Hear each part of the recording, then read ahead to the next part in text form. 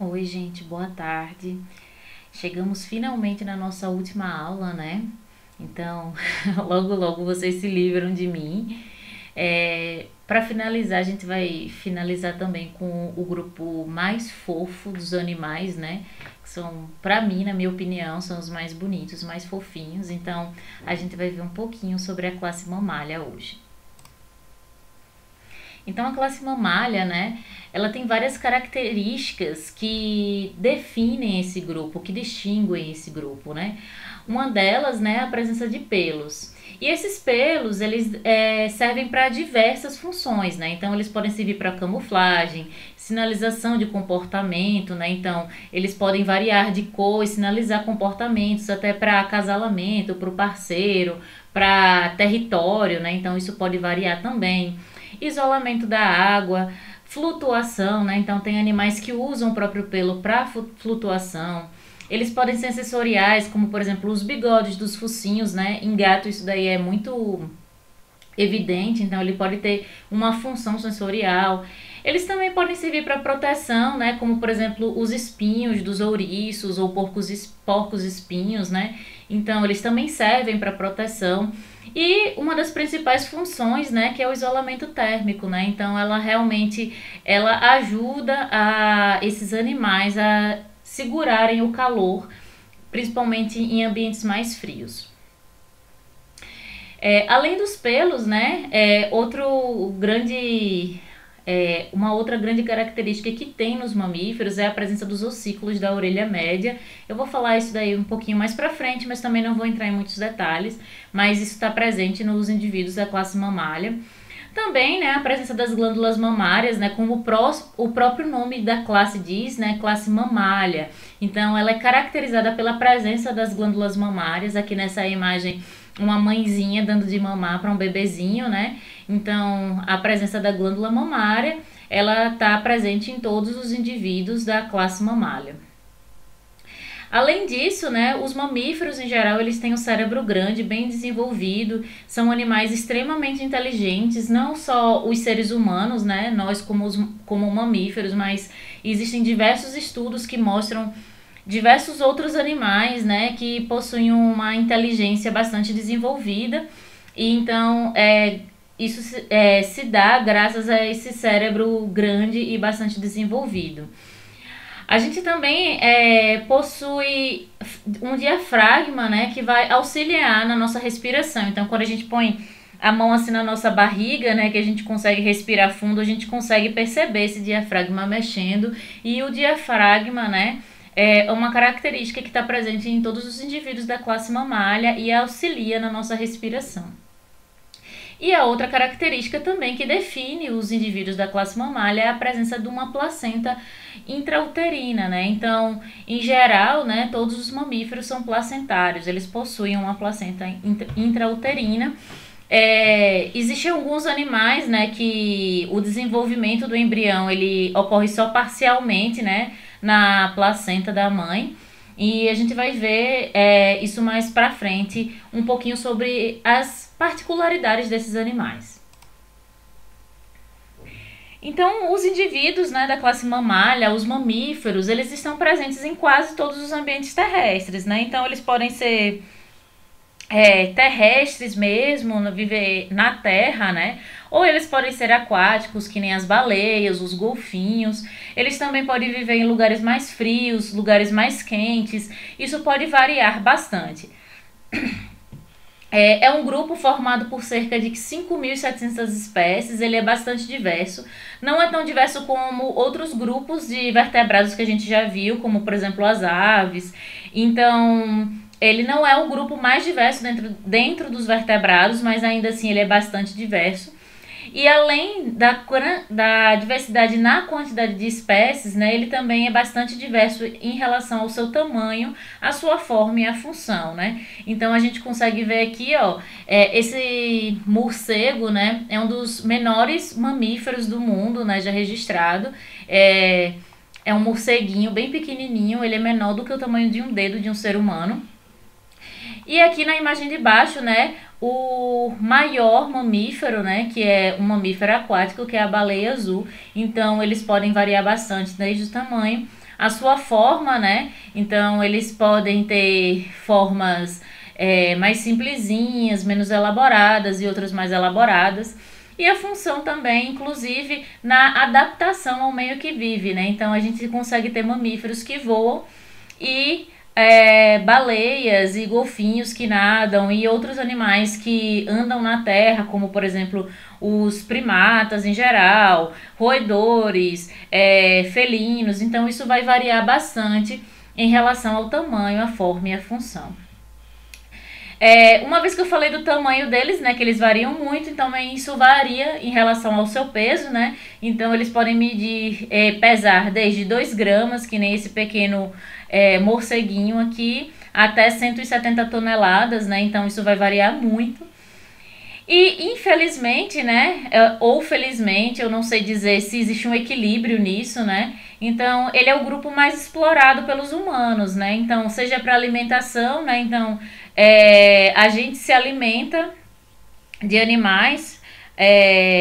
Boa parte da nossa alimentação ela é de origem animal, né? Então, a gente come vaca, porco, galinha, entre outros de caça, né, que são menos comuns, mas em geral a gente comercializa muito dos alimentos de origem de mamíferos, né, no caso das vacas e porcos, etc.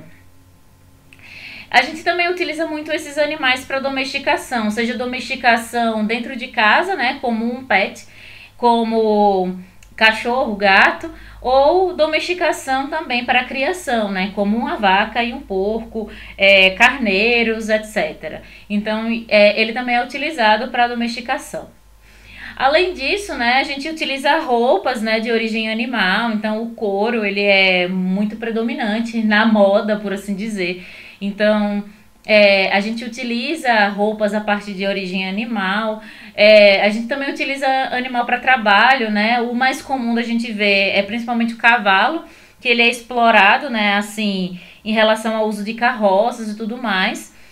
A gente ainda consegue ver carros de boi, né? Eu acho que a gente morar numa cidade que nem São João del Rei, que é um interior ainda, a gente consegue ver isso de forma mais comum. Então, existem os animais de tração, né, que são explorados mais para o trabalho. E também a gente utiliza, né, muitos desses mamíferos com conhecimento científico. Então, infelizmente, ainda existem muitos testes de laboratório que utilizam animais, principalmente ratos, coelhos. Então, muitos dos testes, né, eles ainda são feitos em animais. Eu não gostaria assim de criticar, né, nem julgar o uso dos animais, dos mamíferos para o conhecimento científico, até porque muito dos experimentos que a gente tem para cura de doenças, para invenção de remédios, a gente tem graças a esses experimentos que são feitos nesses animais, assim. Eu acho muito injusto, mas por outro lado, né, a gente só conseguiu avançar muito do nosso conhecimento científico graças a esses experimentos.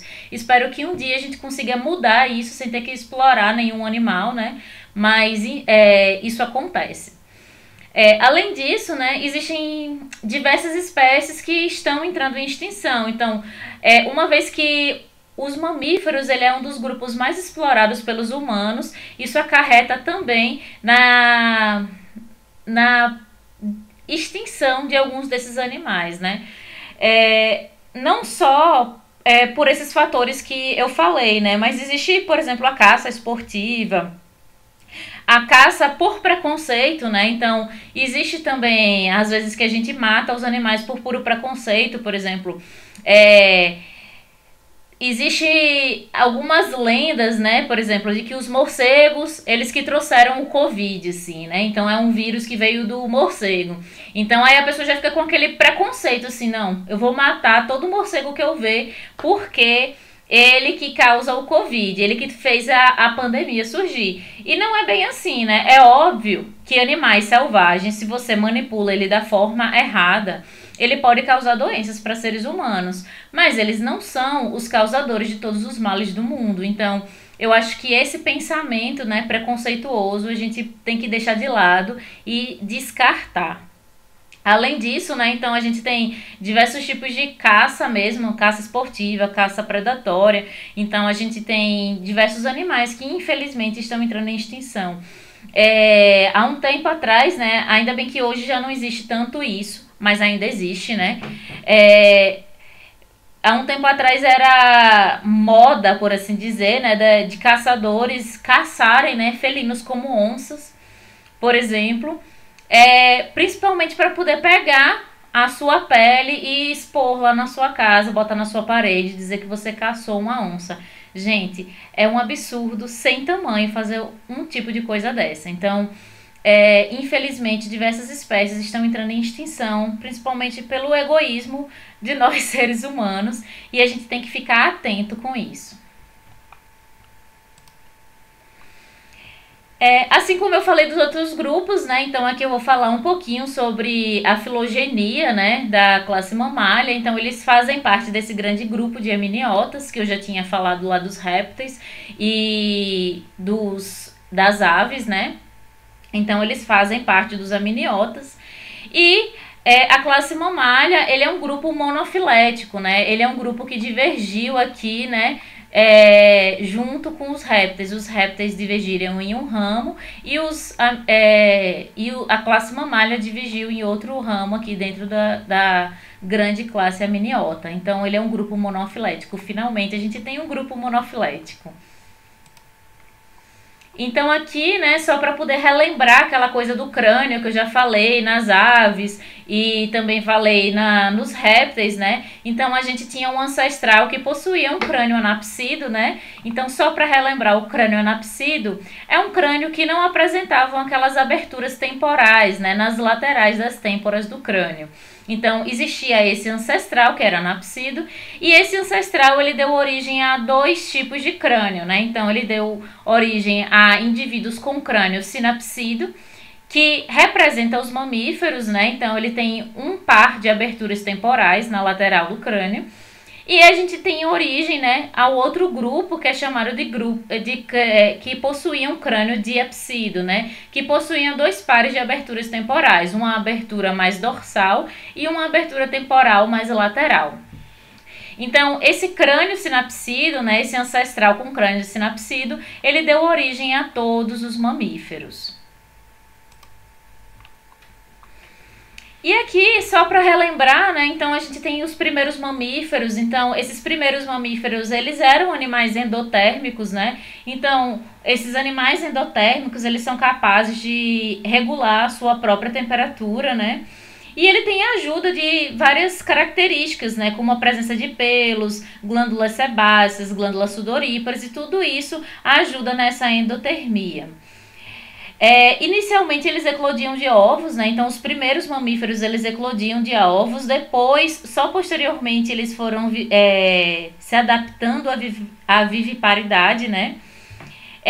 Eles já tinham uma alimentação a partir de leite materno e eles eram animais ágeis, inteligentes, adaptáveis e vivíparos. Então isso fez com que eles conseguissem, né, evoluir de forma muito rápida e conseguir permanecer na Terra, né, até hoje. Então, essa diversificação dos mamíferos que a gente tem hoje, ele se deu graças a todas essas características. Então, a endotermia, a alimentação por leite materno, a agilidade, a inteligência, a adaptação e a viviparidade funcionou como ferramentas para que esses animais se diversificassem tanto e permanecessem, né, viventes aqui na Terra até hoje. Os mamíferos também, eles são separados em dois grandes grupos principais, né? A gente tem os monotremados, que são representados por uma única ordem, né? Então eles são, principalmente esses animais, os ornitorrincos, né? São mamíferos ovíparos, eles colocam ovo. E a gente tem o outro grupo, né, que a gente chama de téria. E esse téria, ele é representado por dois grupinhos, né, que são os marsupiais, que são metatérios. Então a gente consegue ver aqui os marsupiais, que são mamíferos com marsúpios, iguais os cangurus, que possuem a bolsinha, né, o marsúpio para poder guardar o filhote.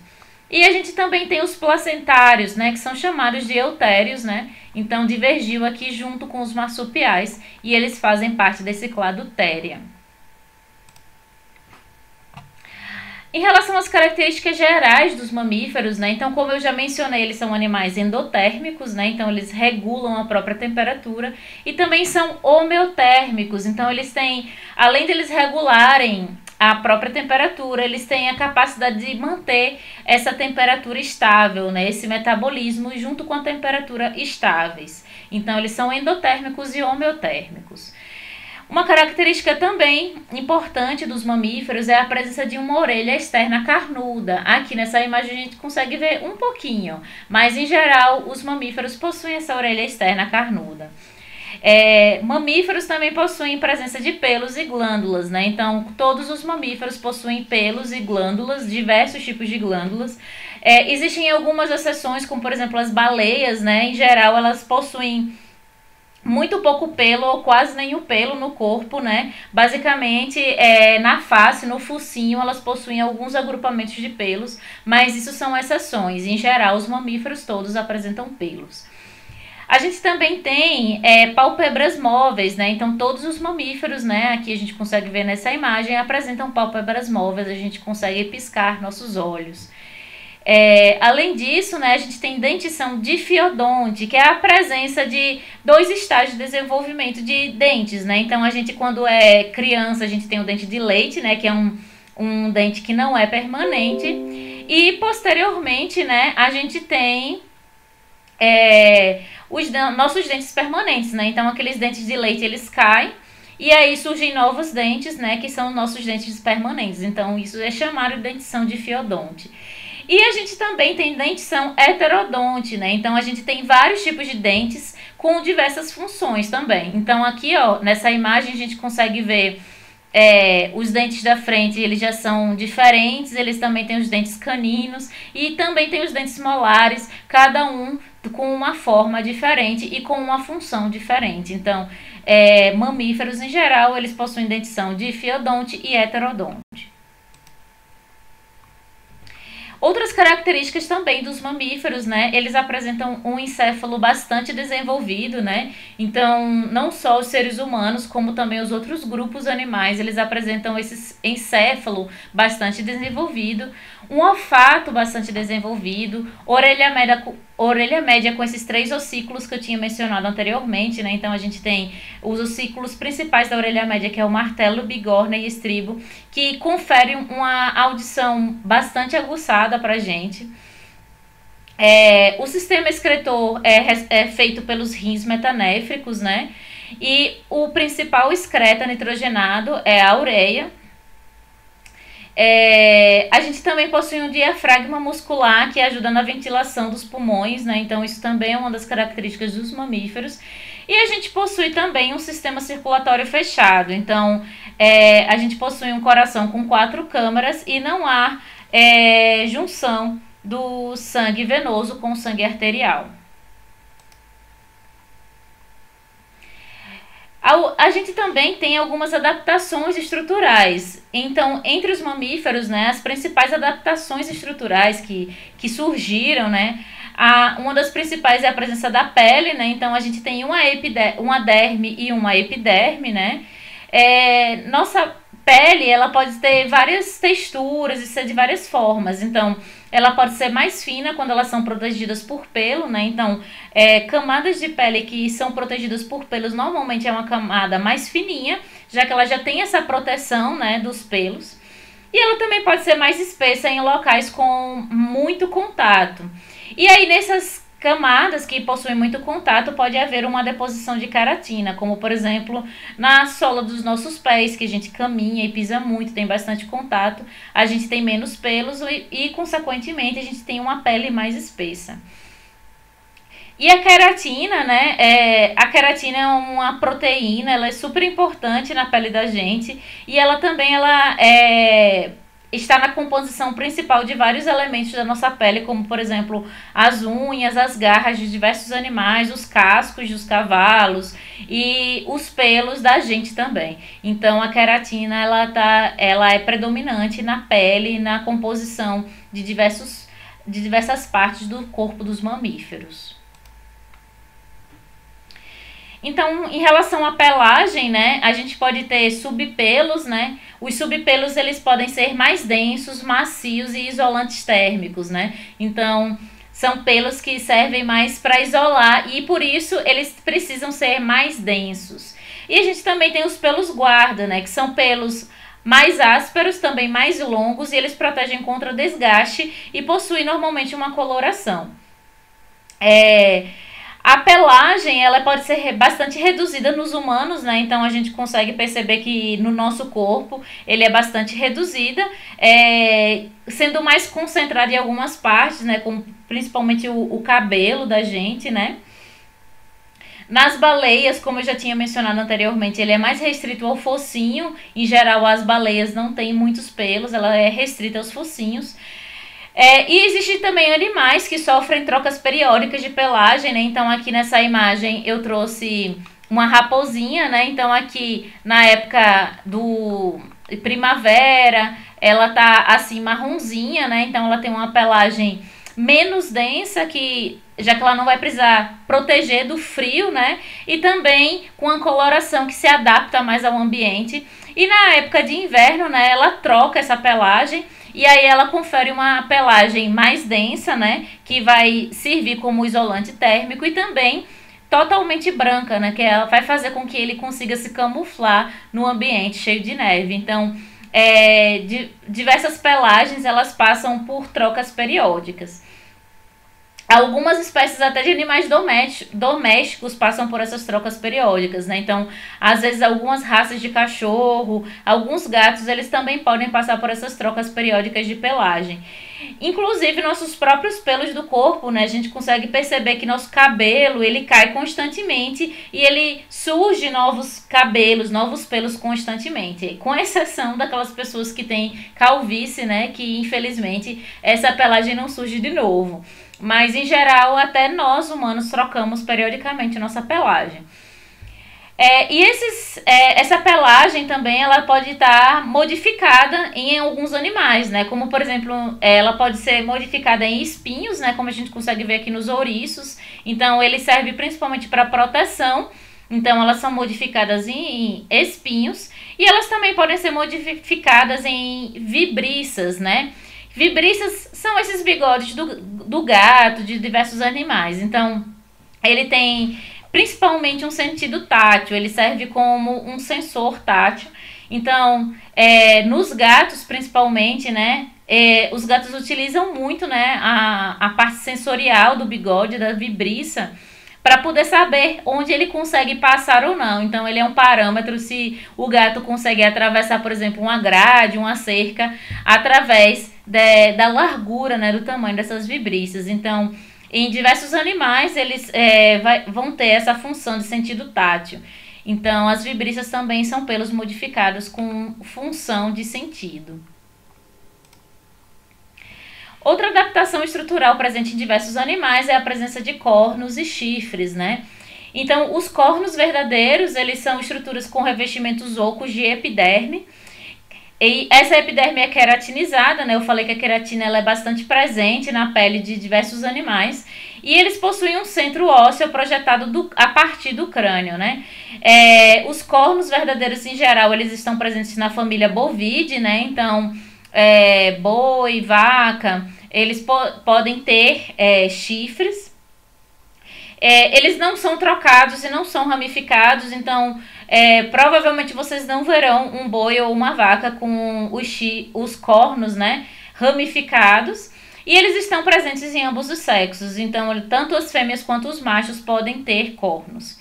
Já os chifres, né, eles são formados por ossos sólidos quando estão maduros e eles são recobertos por uma pele bem macia e vascularizada, que é chamada de veludo, né? Então, existe uma grande diferença entre cornos verdadeiros e os chifres.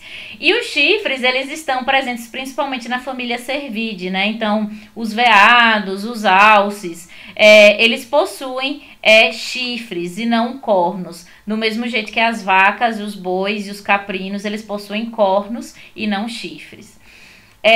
Os chifres também, outra diferença em relação aos cornos, né? é a presença de ramificações. Então, os chifres eles podem ser ramificados, que nem a gente consegue ver aqui.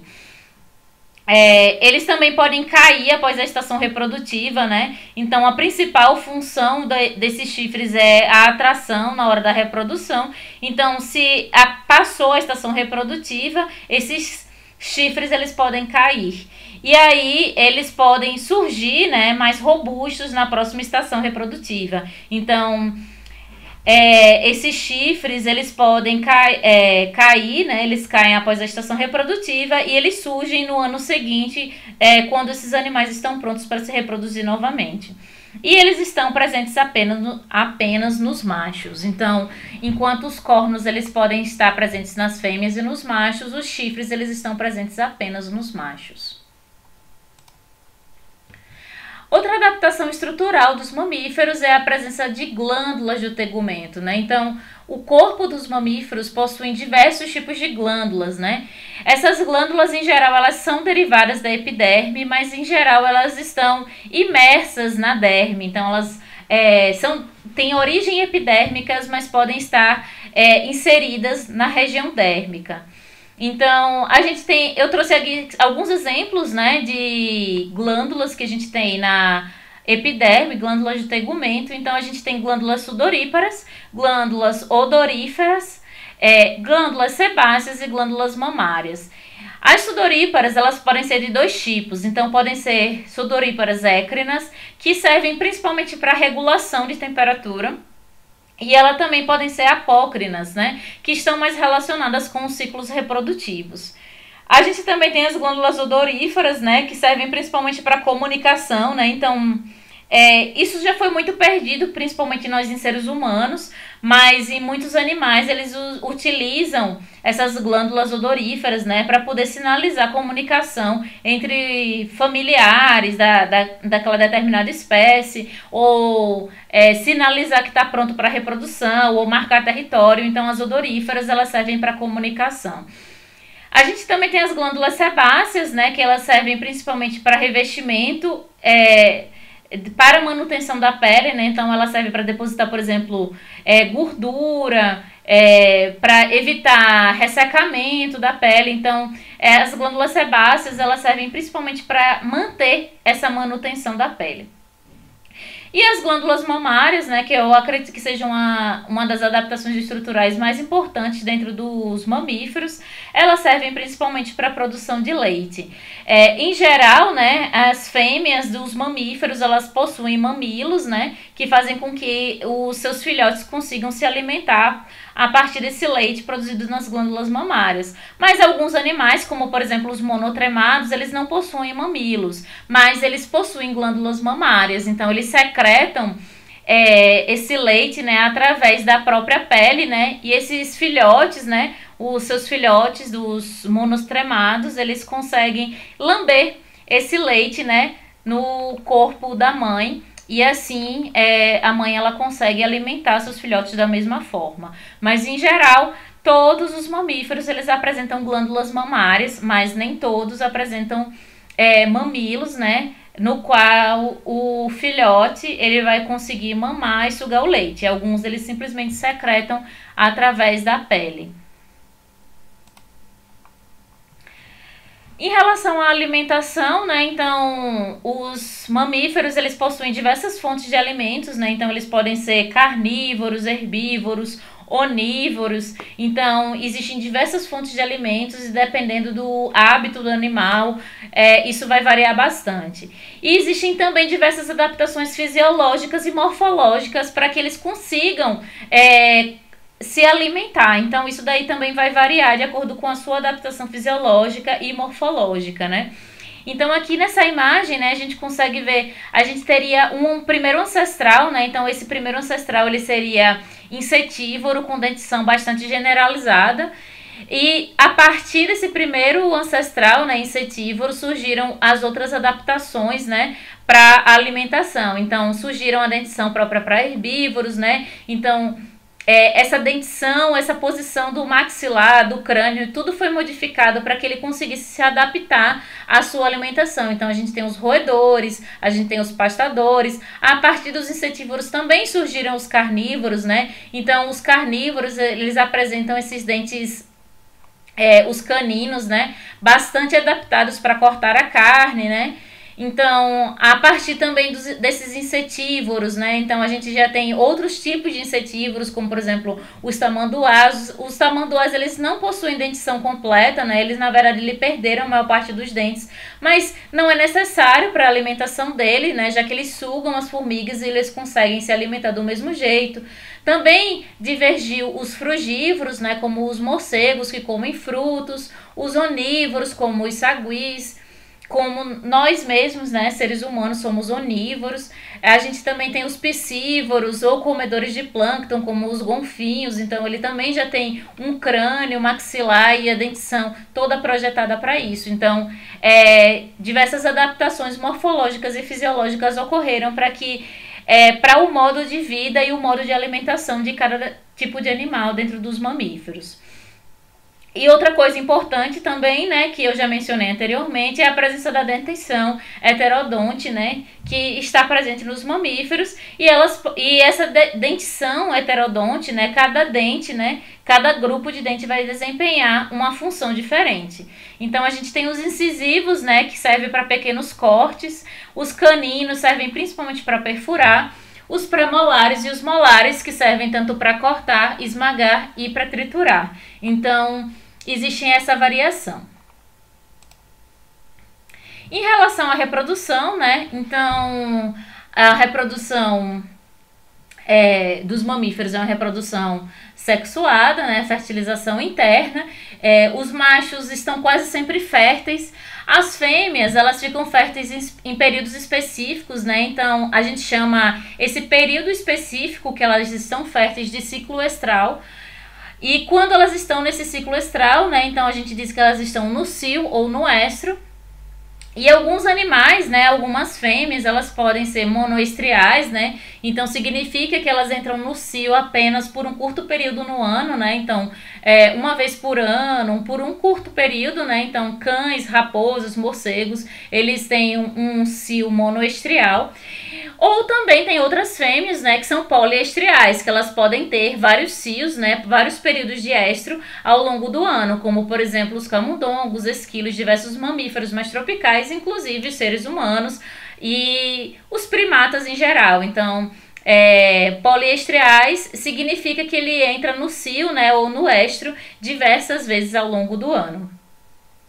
E outra característica também muito presente é que os grandes primatas, né, em geral, eles apresentam um período pós-ovulatório, que é também chamado de menstruação. Então, primatas, seres humanos como nós, a gente passa pelo período de menstruação, que é que quando passa esse período ovulatório, né, há o descamamento do endométrio, e isso daí é eliminado com sangue. Então,